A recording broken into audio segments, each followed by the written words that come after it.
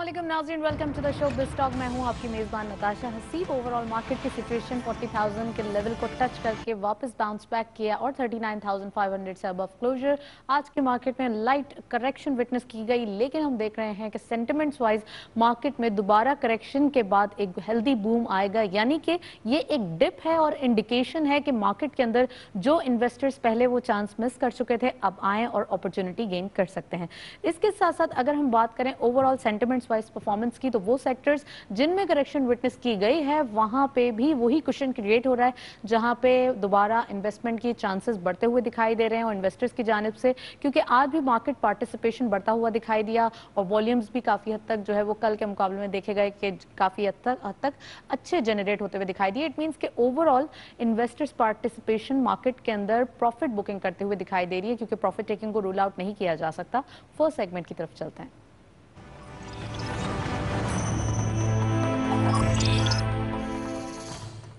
Market highlights देखते हैं, आज की मार्केट की परफॉर्मेंस क्या रही। ओपन हुई मार्केट 39,871.61 के लेवल पर। High side market 40,330.71, lower was 39,528.86। हम देख रहे हैं गैप नजर आ रहा है, यानी ओपनिंग साइड पे एक पॉजिटिविटी नजर आई थी और लोअर भी मार्केट ने आज ही बनाया। क्लोजर रहा 39,577.62, यानी 39,500 साइकोलॉजिकल बैरियर से माइनर अबव 293 पॉइंट्स का डिक्लाइन आज की मार्केट में देखा गया। टर्नओवर में करंटली मार्केट ने 593.98 मिलियन शेयर्स ट्रेड किए हैं। कल के मुकाबले में भी अच्छे वॉल्यूम्स जनरेट होते हुए दिखाई दिए, यानी 234.67 मिलियन शेयर्स का इजाफा देखा गया। वैल्यू भी हेल्दी दिखाई दे रही है 26.54 बिलियन रुपीज। और वॉल्यूम लीडर्स में only one script being in green territory. TRG पाक इस लिस्ट को लीड कर रहे हैं 3.15 के डिक्लाइन के साथ। 47.744 पे क्लोजर, 45.61 मिलियन शेयर्स ट्रेड किए गए। पावर सेकंड स्कोर पे 0.53 का इजाफा देखा गया। 8.73 पे closure, 42.78 million shares traded. And lastly Pak Elektron 0.22 का डिक्लाइन, 32.67 पे क्लोजर, 41.72 का कारोबार रहा। टीआरजी एंड पाक इलेक्ट्रॉन डेली बेसिस पे हम देख रहे थे वॉल्यूम लीडर्स में नजर आ रहे थे और आज हम देख रहे हैं यहाँ पे एक करेक्शन विटनेस की जा रही है। Let's have a look on second segment.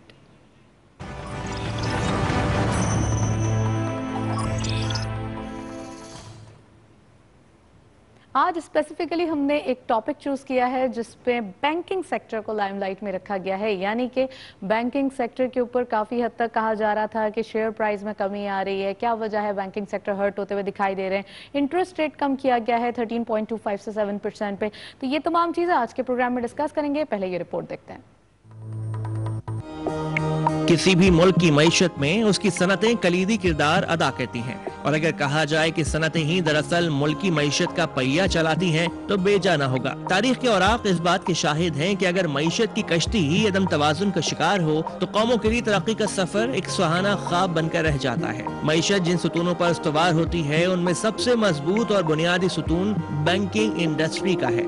यही इंडस्ट्री इदारों को लेंडिंग और क्रेडिट फराहम करती है। इसीलिए बैंकिंग के शोबे को किसी भी फाइनेंशियल सिस्टम की रीढ़ की हड्डी तस्वर किया जाता है। पाकिस्तान इस दिन में इंतहाई खुशकिस्मत मुल्क है, क्योंकि हमारे मुल्क में दुनिया का बेहतरीन, मजबूत और मुनज़्ज़म माना जाने वाला बैंकिंग सिस्टम मौजूद है। एक ऐसा बैंकिंग सिस्टम जिसकी आज तक बैंक करप्सी की कोई तारीख नहीं। हरचंद के कोरोना ने पूरी दुनिया की मईशत को अपने सहर में जकड़े रखा है। कई मुमालिक में बैंकारी निजाम शदीद दबाव का शिकार भी है, तो कई मुमालिक बैंक करप्सी की जानिब गामजन है। लेकिन इस सब के बरक्स पाकिस्तान में स्टेट बैंक की सख्त और मजबूत मॉनेटरी पॉलिसीज की बदौलत सिस्टम की गाड़ी अपनी पूरी कुव्वत से पटरी पर गामजन है। कोरोना वायरस के आलमी फैलाव के बैन अवी मईशत पर मनफी असरात तो मुरतब हुए ही, साथ ही तेल की कीमतों में तारीखी कमी के अलावा तरक्की याफ्ता ममालिक की स्टॉक मार्केट्स भी मुतअद्दिद बार क्रैश कर चुकी हैं। ऐसे में फाइनेंशियल क्रंच से बचने के लिए कई तरक्की याफ्ता ममालिक ने शरह सूद में खातिर खा कमी की।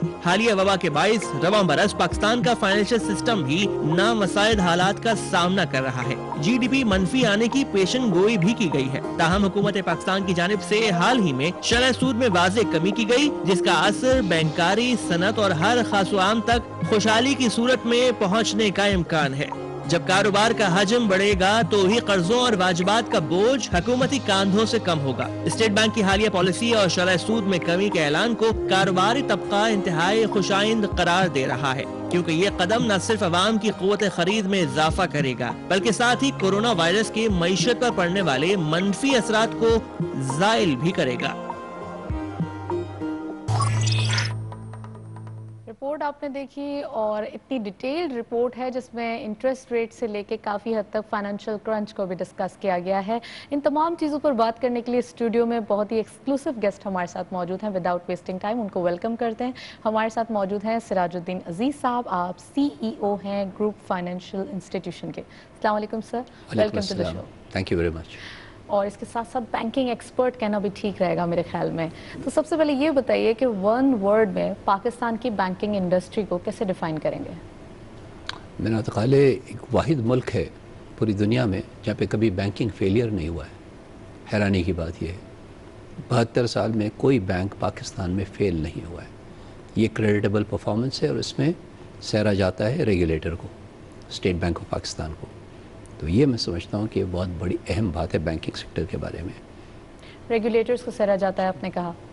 अच्छा सर, इसके साथ साथ रेगुलेटर्स है, स्टेट बैंक ऑफ पाकिस्तान है, ओवरऑल काफ़ी अच्छी टीम अगर अभी की देखें हम टाइम नाउ अगर अभी की बात करें तो ओवरऑल काफ़ी अच्छी टीम नज़र आती है। अगर इंटरेस्ट रेट की मैं बात नहीं करूँगी, मैं किसी चीज़ की बात नहीं करूँगी, मैं स्पेसिफिकली टीम की बात करी। इकोनॉमिक पॉइंट ऑफ व्यू से जितने चैलेंजेस थे उनसे निपटने के लिए कितना अच्छा इन्होंने जो है वो मेजर्स दिए और आगे अब कितना ज़्यादा इम्प्लीमेंट होने जा रहा है?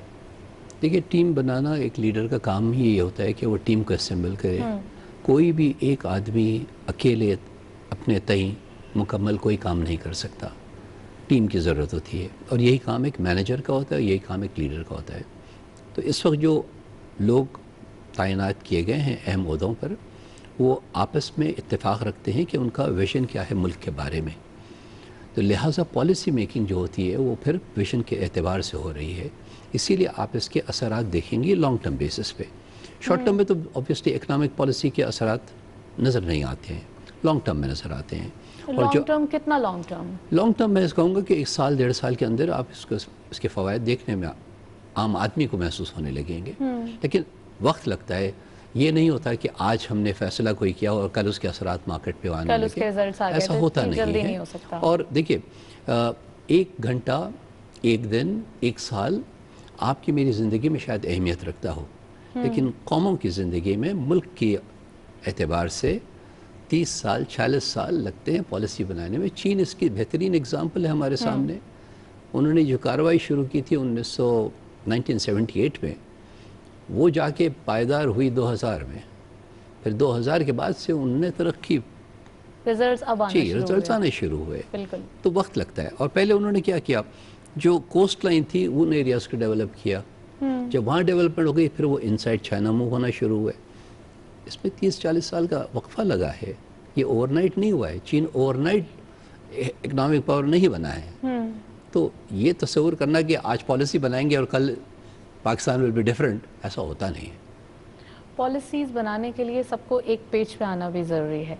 अभी आप कितना समझते हैं कि जितनी पॉलिसीज़ बन रही हैं क्या आगे आने वाले दिनों तक यही रहेंगी?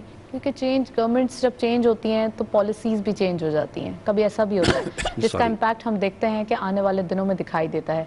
फिर दूसरे जो एक बोलते हैं कि ये गवर्नमेंट थी तो उन्होंने ये कर दिया, अब आने वाले दिनों में ये होगा। तो ये तमाम चीज़ें हम कहें तो ये कहना दुरुस्त होगा कि आने वाले दिनों में ये पॉलिसीज़ जो बन रही हैं इनका एक इम्प्लीमेंटेशन जो हो रहा है वो आने वाले दिनों में भी ऐसा ही रहेगा। अच्छा, ये एक मिसिंग लिंक रहा है हमारे हिस्ट्री में, हमारी तारीख में। लेकिन आप देखें 1988 के इलेक्शन जब हुए थे पाकिस्तान में और जमहूरियत का सफ़र फिर से शुरू किया था हमने, उसके बाद से लेके आज तक किसी भी हुकूमत ने ये नहीं कहा कि हम प्राइवेटाइजेशन को रोल बैक करेंगे। सब प्राइवेटाइजेशन की तरफ जा रहे हैं। एक कंसिस्टेंट है पॉलिसी, हुकूमत चेंज होती रह रही है लेकिन इकोनॉमिक पॉलिसी वही चल रही है। उसी पे काम हो रहा है, उसी को पायदारी दी जा रही है, उसी में तक़वियत पैदा की जा रही है। तो मैं ये समझता हूँ कि ये मौजूद है। हाँ, अयां क्यों नहीं होती है, सामने क्यों नहीं आती है, ज़ाहिर क्यों नहीं होती है? इसलिए कि अभी अरसे ही क्या हुआ है। अगर 20 साल से हम ये काम कर रहे हैं तो सब्र तो करना पड़ेगा as a nation. It takes time. It takes time. Absolutely. Okay, let's come to the Pakistan again. SMEs पे बात करते हैं. जो स्मॉल कंपनीज होती हैं वो किसी भी मुल्क में जब तरक्की होने की एक बोलते हैं ना कि स्टार्ट होता है तो वो सबसे ज़्यादा एक छोटी इंडस्ट्रीज़ हैं या फिर छोटी सनती पहिया है उसको माना जाता है. अब पाकिस्तान में इसका क्या फ्यूचर देख रहे हैं? SME खुद से अपने तई कोई माने नहीं रखता जब तक बड़ी इंडस्ट्री ना हो. तो बड़ी इंडस्ट्रीज भी तो छोटे ही मिलके बनाते हैं ना. करता है बड़ी इंडस्ट्री को. एक एग्जांपल मैं आपको देता हूँ. कार असेंबली प्लांट है.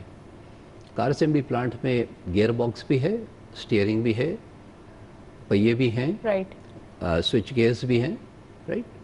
ये सब SME वेंडर इंडस्ट्री बनाती है ये. तो वो बड़ी इंडस्ट्री जब चलती है तो छोटी इंडस्ट्रीज खुद ब खुद पनपने लगती हैं, उभरने लगती हैं. तो SME का ताल्लुक जो है आपकी इंडस्ट्रियलाइजेशन की पॉलिसी से है. तो ये जो एक्सपोर्ट ओरिएंटेशन की जो हम मुसलसल बात कर रहे हैं और हुकूमत इस पर बड़े फोकस्डली काम कर रही है कि ये जो स्पेशल इकोनॉमिक जोन्स बनाए जा रहे हैं ये किसके लिए बनाए जा रहे हैं. इंडस्ट्री और SME दोनों का एक मर्जर है वहाँ पे. तो इंडस्ट्री खड़ी होगी, साथ में SME. कोई भी आप एरेटेड बॉटल की बात करें पानी की, उसका कैप कहीं और बनता है, बॉटल कहीं और बनता है, पानी कहीं और प्रोड्यूस होता है. तो ये वेंडर इंडस्ट्री बनती है प्रोडक्ट से. तो प्रोडक्ट होना चाहिए, उसके बाय प्रोडक्ट्स खुद ही निकल आएंगे. तो मैं ये समझता हूँ कि वी आर प्लेस देयर. ऐसा नहीं कि we are not doing it, already हम कर रहे हैं ऐसा काम.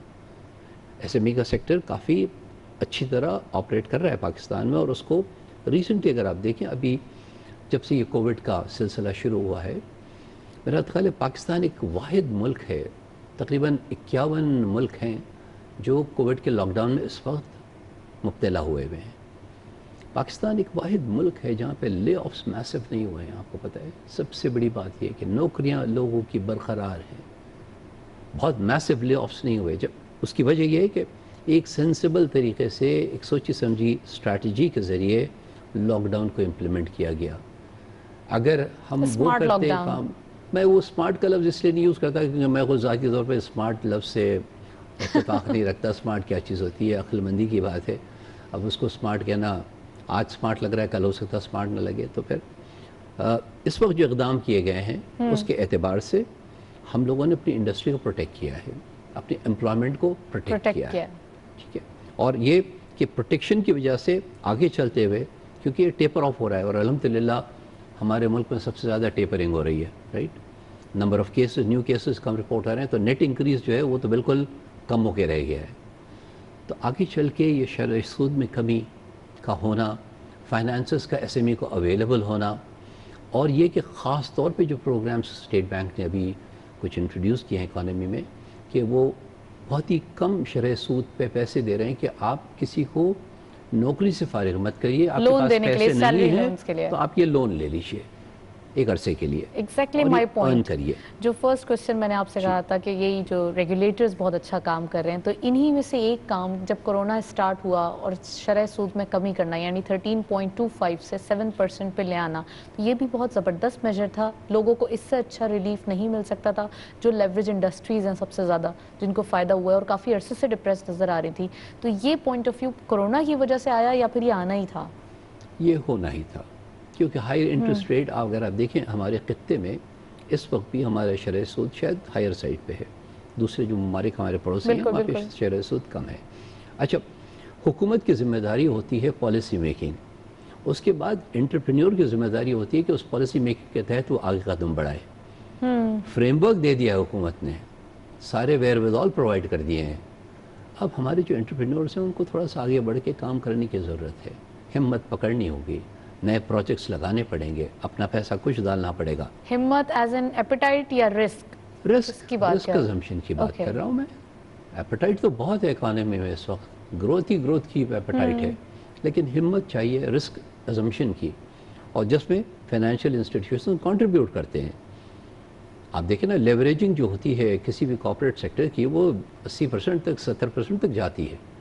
राइट. तो फाइनेंसेस आर अवेलेबल, आप प्रोजेक्ट्स लगाइए, इकॉनमी मौजूद है, और एक्सपोर्ट ड्रिवन इकॉनमी की तरफ तवज्जो दें ताकि हम इस खित्ते में एक एक्सपोर्टिंग नेशन कहलाने लगे. और देखिए, प्रोग्राम से पहले आपने जिक्र किया था मुझसे कि کوئی گنجائش ہے کہ ہم چین جو ویکیٹ کر رہا ہے ایریاز کو، اس میں کیا ہم پارٹیسپیٹ کر سکتے ہیں، کیا اس میں داخلہ لے جو سکتے ٹریڈ ہیں؟ وار نظر آ رہا ہے امریکہ اینڈ چائنا کا. جی، اس میں بس بڑی گنجائش ہے، ابھی بھی گنجائش ہے، خاص طور سے ٹیکسٹائل، کیونکہ وہ ہمارا مین سٹے ہے. کاٹن ہماری مین پروڈکٹ ہے، ٹیکسٹائل ہمارا مین ایکسپورٹ ہے. تو وہاں پر جہاں لاؤس، ویتنام اور کمبوڈیا نے کچھ مارکیٹ پہ قبضہ کر لیا ہے، ابھی بھی گنجائش ہے lower end of the value chain سے ہم بھی امپروو کر کے. ہوم ٹیکسٹائل جیسے ہوا، ہوم ٹیکسٹائل بہت پاپولر ہے ہماری یورپین مارکیٹس میں، بہت خرید و فروخت ہوتی ہے اس میں. تو یہ بڑھانے کی گنجائش ہے، ایکسپینڈ کرنے کی پروڈکشن فیسلٹی ایکسپینڈ کرنے کی گنجائش ہے. اور آپ دیکھیں پچھلے 3 یا 4 سال میں یا تھوڑا سا زیادہ عرصہ ہوا گا، ریٹیل آؤٹ لیٹس آپ دیکھیں کتنی کھلی ہیں ریٹیل آؤٹ لیٹس. تو لوکل سیلز کی بھی ڈیمانڈ بہت زیادہ ہے، بہت زیادہ ڈیمانڈ لوکل سیلز کی ہے. کووڈ کی وجہ سے سب کہہ رہے ہیں سیلز ڈراپ ہو گئی ہیں، فٹ فال ڈراپ ہو گیا ہے، لوگ دکانوں میں نہیں آتے ہیں، شاید 80% نہیں آتے ہیں. آن لائن کی ایکسپونینشیل گروتھ ہوئی ہے. کس طرح گروتھ ہوئی ہے، رائٹ؟ میں ابھی اسٹیٹسٹکس پڑھ رہا تھا 2-3 دن پہلے کہ فوڈ آرڈرنگ جو ہے وہ پچھلے 5 مہینے میں کوئی 1.5 بلین روپے سے زیادہ کراس کر گئی ہے. اتنا ہم کھانا کھا لیا ماشاء اللہ ہم لوگوں نے. ٹھیک.